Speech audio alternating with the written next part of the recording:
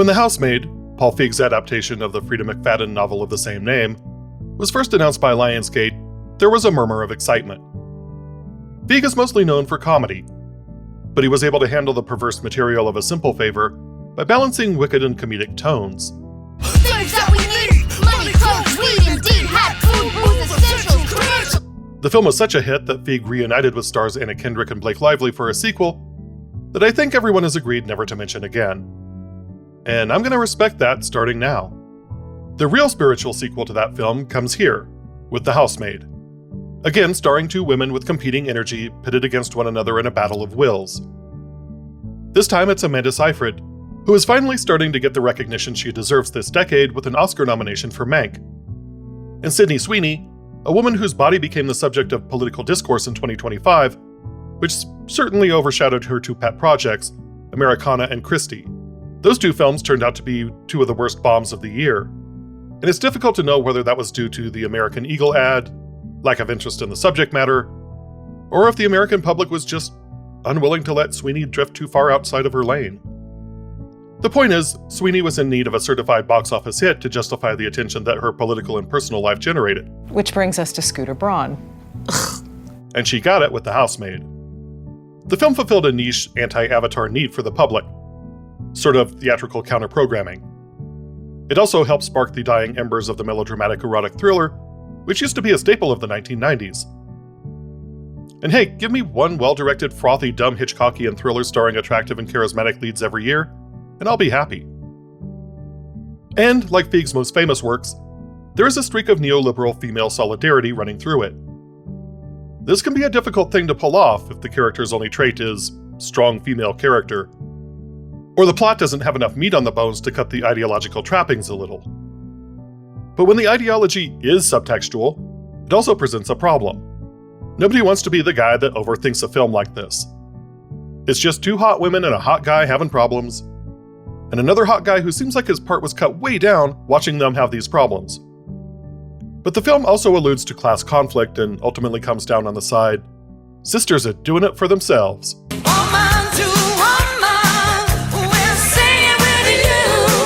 And since the film is basically white feminist fantasy, it's important to recognize that it is just that. Fantasy.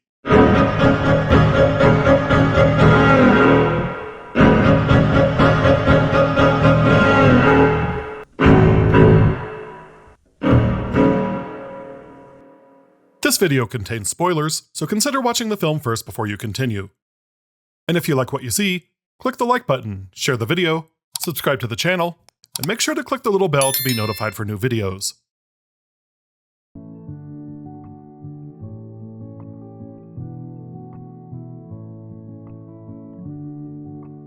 In 1963, future president of the National Organization for Women Betty Friedan wrote The Feminine Mystique as a response to the groundswell of support for women entering the workplace on equal footing with men.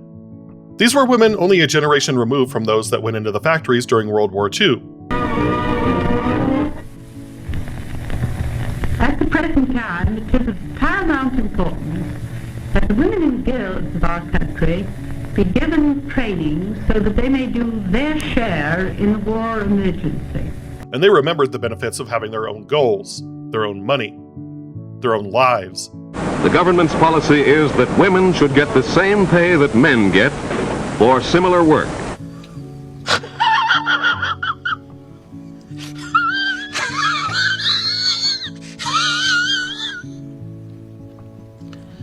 And in the late 1940s and entirety of the 1950s, that was taken back by men who returned home and set up their suburban houses with the 2.3 kids and the white picket fences. A woman pursuing a career was seen as unfeminine or neurotic. I'm an old maid, and I didn't have anyone until I took this defense job. Now, I have a family of 10 million to look after. Friedan referred to this as the problem that has no name. There was a pervasive feeling of dissatisfaction and emptiness in women. Society of the 1950s had a prescription for how a woman should be happy, and it wasn't working for many women. But they were unable to articulate why, because the only explanation was already taken off the table by culture.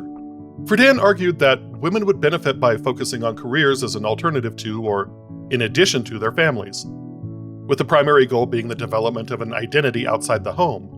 This idea led to the passage of numerous actions and pieces of legislation, like the Supreme Court's Griswold v. Connecticut decision, that guaranteed women the right to birth control, and the Equal Credit Opportunity Act of 1974 that allowed women to get a line of credit in their own name. These, along with the watershed Roe v. Wade decision in 1973, allowed women to date and marry men out of desire, not economic coercion. For obvious reasons, Friedan's advocacy didn't set well with the right, but she was not without her critics from the left. In 1984, queer black feminist Bell Hooks critiqued Friedan's The Problem That Has No Name as remarkably narrow. You see, while Friedan encouraged women to enter the workforce as an answer to their malaise, Hooks countered that most black women in America were already in the workforce, functioning as domestic workers, custodians, and housekeepers. Sexism, Hooks argued, cannot be separated from racism and classism. In failing to see the complexities of women's experience, Friedan didn't ask the vital question. Just who do you think is going to clean up all those little shards of the broken glass ceiling?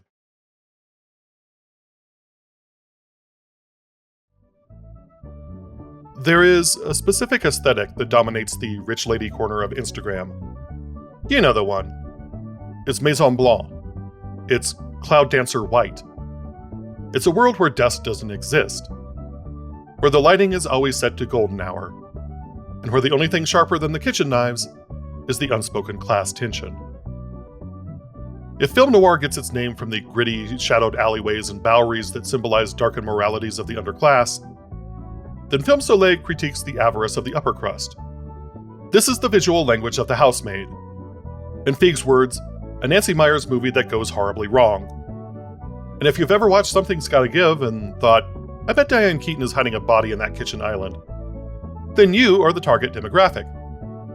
But The Housemaid isn't just a glossy thriller adapted from a book talk sensation that sold like 2 million copies to people who need to be sedated on airplanes. It is also, quite accidentally, the most perfect document of neoliberal morality we have produced in the 2020s. On the surface, this is a movie about a bad marriage and a woman doing something about it. But if you squint, or if you just apply a rigorous Marxist framework, it's actually a story about socioeconomic exploitation. It's about the fact that in late-stage capitalism, the wealthy don't just outsource their labor, they outsource their sins. So let's set the stage. Our protagonist is Millie Calloway, played by Sydney Sweeney, an actress who has cornered the market on roles that say, yes, look at my body, but also the sadness in my eyes. Millie is living in her car. She's on parole, and she's desperate. She represents the precariat, the people who are one bad day away from total ruin. She lands an interview at the Westchester estate, a house that the production designers explicitly made to be a character in itself. It is a perfect white place. Not racially, or at least not exclusively racially, but culturally, aesthetically. Like Friedan, The Housemaid ignores issues of race completely. But the absence of race speaks volumes as it highlights the importance of class. If you take away the economics, Millie and Nina are otherwise very similar. Millie gets the job, but there's a catch. It's a live-in position, and that live-in is in the attic. And not a cool artist in a Garrick attic either. We're talking a Jane Eyre, lock up the mad woman, the window doesn't open and the lock is on the outside attic. Now normally, if your employer locks you in a room from the outside, you call OSHA. But Millie can't, because she's a parolee. While Nina Winchester sells it enthusiastically, the film language makes it very clear. This live-in arrangement isn't a perk. It's a prison where Millie has just upgraded cells to one with a window. Albeit, one that doesn't open. Millie is physically and economically owned by the Winchesters. Speaking of the Winchesters, we have the lady of the house, Nina, played by Amanda Seyfried, who is doing work here. Nina is the archetype of the hysterical wife. When she's hiring Millie, she's the picture of a girl's girl. She's peppy, kind, supportive, and just generally a delight to have in class. But once Millie has agreed to the job and given up on finding other means of support, Nina becomes erratic. She's cruel. She messes up the kitchen and blames Millie for losing things. She's turning on the gaslight for everyone in a 5-mile radius. At first, Millie thinks it's due to pregnancy hormones, since Nina told her she was pregnant when she hired her. Oh my god, Nina, you're pregnant! I knew it. No, not yet. We are making a plan. But once Millie realizes that Nina isn't pregnant and is, instead, on a veritable pharmacy of antipsychotics, she starts to have concerns. These concerns are exacerbated when one of the other nannies tells Millie that Nina once tried to drown her daughter Cece in a bathtub before going away for a grippy sock vacation. And then there's the husband, Andrew, played by Drops Brendan Sklenar, who has to play the doting, put-upon husband of Amanda Seyfried while shooting tender, longing gazes at Sydney Sweeney. And given that latter task, it's probably a good thing he looks like Glenn Powell's Wario. I'm a Wario. I'm gonna win. Andrew is handsome, he's rich, and he seems so patient with his crazy wife. So the movie spends the first hour tricking you. It wants you to think, oh, poor Andrew. He's stuck with this nightmare of a woman. No wonder he's making eyes at the younger, kinder, saner housemaid. It leans heavily on the audience's existing internalized misogyny. We are primed to hate Nina because she's difficult. And we are primed to trust Andrew because he looks like he smells like sandalwood and expensive scotch. Nina is every abusive boss rolled into one. She gives Millie the wrong information and then blames her for following it. Things disappear and Millie gets the blame. And meanwhile, Andrew looks on with a sort of pained empathy.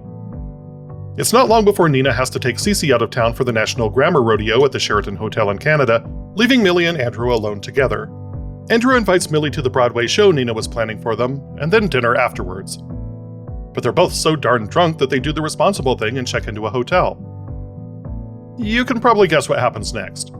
This is the erotic in erotic thriller. But I will point out, as someone who grew up on the subgenre, that very few movies show the joy of sex the way that films of the 1980s and early 1990s did. The Housemaid is no exception. Like all modern movies with a hint of eroticism, it's mostly an R&B music video from the early 2000s, only with a briefly glimpsed nipple. Yes, those are two impossibly attractive people with incredible bodies going at it. But somehow Ellen Barkin trying to climb Al Pacino's back while she frisks him generates more heat. Hooah! I bring this up only because this is Feek screwing with us. The scene is framed like a romantic, lifetime but lewd mommy porn scene, because that's what the movie wants us to think this is. We're supposed to be rooting for the infidelity because it's clear the marriage needs to be broken up and Nina deserves to be cheated on. The film has already manipulated you into hating her, so she gets what she has coming. Millie, of course, accepted a phone from Nina for running errands and buying groceries when she was hired, but it also has the added bonus of a tracker, so Nina knows exactly where Millie was while she was gone. Nina threatens to fire Millie and send her back to jail, but that's when Andrew finally snaps and kicks Nina out of the house, finally choosing the cool, chill girl Millie over cracked-out Nina. We learn from the gossiping hens that Nina was poor before she met Andrew, and nothing is in her name, so she's out on her ass for her abuse. It's a moment where the audience in the theater claps, especially when Millie offers to pack Nina's things for her. It's the film's I am Mrs. De Winter now. But then we get the rug pull. We switch perspectives via a plot-contrived letter to Nina's daughter, and we learn that Nina isn't crazy. She's acting. It turns out that Andrew is a sociopathic abuser who has been torturing Nina for years. And Millie? She wasn't hired by accident. Nina didn't hire her because she makes good chicken piccata. Nina hired Millie specifically because she had a violent background. Don't worry though, her targets are exclusively shitty men. The film does not want us to experience any kind of moral friction. This is where the movie goes from erotic thriller to HR has some concerns. Nina admits essentially, I hired Millie because I knew she could do what I wouldn't. And that brings us to the core problem of the film. Nina isn't looking for a friend. She isn't looking for a sister in the struggle against patriarchy. She is looking for a subcontractor. She wants her husband dead, but she doesn't want to go to jail. Her original idea is to find a woman to replace her. But if you're Amanda Seyfried, where are you going to find another tiny blonde with big eyes, large breasts, and an impossibly skinny waist? So she rounds up the usual suspects, the desperate, the poor, the criminals, looking for someone she can manipulate into doing the murder for her. It's genius, really. At least as genius as Vertigo. It's the ultimate lean-in moment.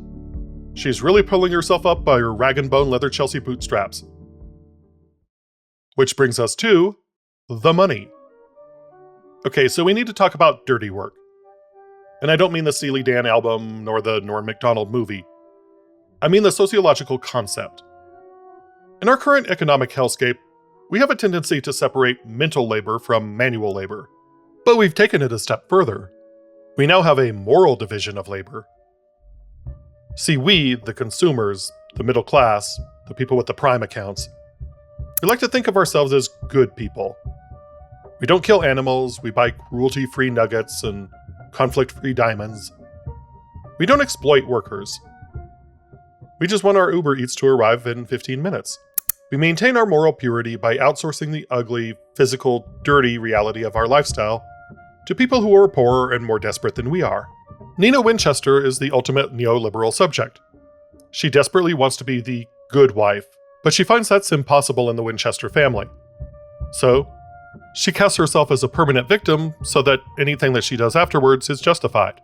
For her to actually kill her husband, to physically get her hands bloody, would shatter her self-image. It would make her monstrous. But that altruism doesn't extend to leaving him alive. She wants him dead. So what does she do? She treats murder like a carbon offset.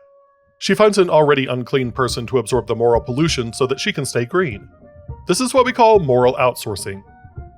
Nina's plan isn't a crime of passion, it's a procurement process. The movie reveals that Nina researched candidates. She didn't hire Millie because she was a good cleaner. She hired her because she found a specific skill gap in her household: the inability to commit homicide. And she found a contractor with the right resume to fill it. Marxist theory calls this reification. When you stop looking at a person as a human being and make them over into a thing, an instrument. Actions are therefore no longer consequences of the choices we make. They're just part of the process. Something bigger than we are. To Nina, Millie isn't a woman with trauma. Millie is a weapon she can point at her anal retentive abusive husband. Nina knows that Andrew is a sadist. She knows that if she puts Millie in that house, Andrew will eventually turn on her. In fact, Nina is counting on it. She is banking on the fact that Millie, who has a history of fighting back against attackers, will eventually snap and do the dirty work of killing Andrew in self-defense. And if Andrew snaps first and kills Millie, well, her life wasn't worth all that much to begin with. And it's honestly kind of impressive in the banality of his cruelty. Nina escapes the metaphorical attic by recruiting a homeless woman to take her place in it. The film wants us to view this as a twisted sort of alliance. Oh, look, she knew Millie was tough enough to handle it. But let's be real. This is a trickle-down theory of abuse. The rich woman passes her trauma down to the poor woman, hoping that the poor woman absorbs the shock and destroys the source. And the wildest part? It works! Because in the movie's logic, the fact that Nina outsourced the murder means that she's technically innocent.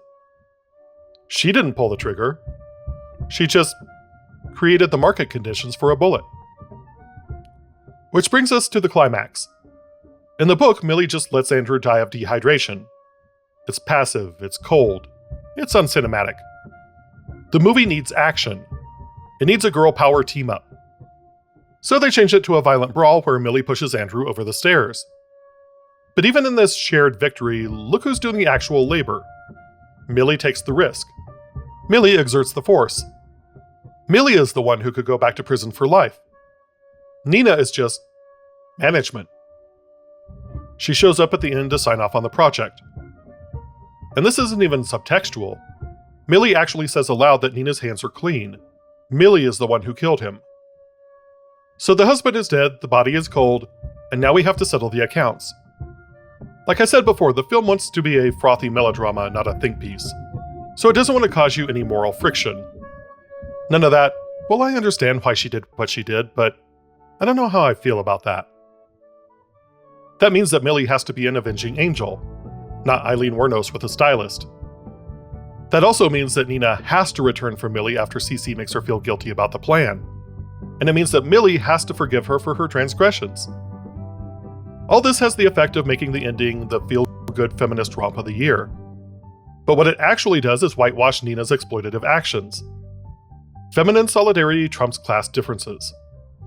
Which again is a great fantasy, but we have to keep in mind that that is rarely the reality. In the final moments of the film, Nina gives Millie a check for $100,000. The movie frames this as a heartwarming moment of gratitude and a bit of an apology. Here is a gift for saving my life. But let's call it what it is. This isn't a gift. This is a retroactive wage. This is hazard pay. This is a 1099 miss for services rendered. 1 homicide. By accepting the money, Millie ratifies the transaction. She essentially agrees, yes, I am a weapon. That's what I'm good at. That's what I'm meant for. And I'm not meant for anything else. This is just the rental fee for my services. And sure, $100,000 is life-changing money for someone living in their car, but let's look at the ROI for Nina. For the low price of $100,000, Nina gets the house, the inheritance, her freedom, and 0 jail time. That is an incredible profit margin. That is just good business. But the money isn't the most perverse part. The most perverse part, and the part that is absolutely essential to the neoliberal fantasy, is the forgiveness. There is a scene where Nina gives a half apology and Millie just accepts it. She doesn't scream, she doesn't burn down the house. She effectively says, it's okay. You had it rough, kid. And in doing so, she ignores her own exploitation. This moment is doing so much heavy lifting that it needs a back brace. By having Millie forgive Nina, the film tells the audience, both rich and poor, something very comforting. Go ahead and exploit people. Ultimately, they'll be better off, and they will thank you for it. It validates the idea that the poor are tougher because they are built for this, that they can handle the dirty work that would break a delicate upper-class woman.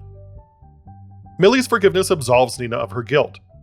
It wipes the slate clean. It allows Nina to drive off into the sunset as a survivor, rather than a manipulator who fed a parolee to a wolf.